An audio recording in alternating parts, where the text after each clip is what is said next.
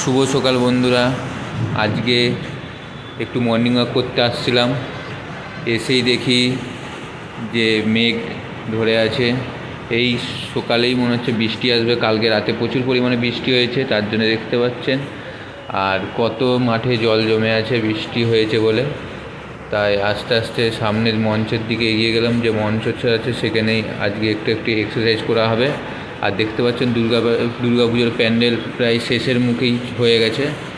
এখানে ভালো বড় দুর্গা পুজো হয়, তার জন্য এখন থেকে প্যান্ডেলের কাজ শুরু হয়ে গেছে। তাই মঞ্চে আগিয়ে গেলাম, উঁচু মঞ্চের দিকে। মঞ্চতে যে একটু এক্সারসাইজ করা হবে। তো সকালবেলা একটু এক্সারসাইজ করা ভালো।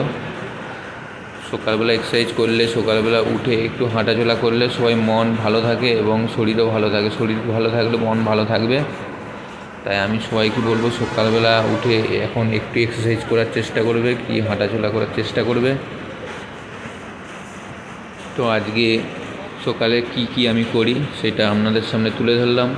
যদি ভালো লাগে একটু লাইক আর কমেন্টে জানাবেন কেমন লাগলো। নমস্কার।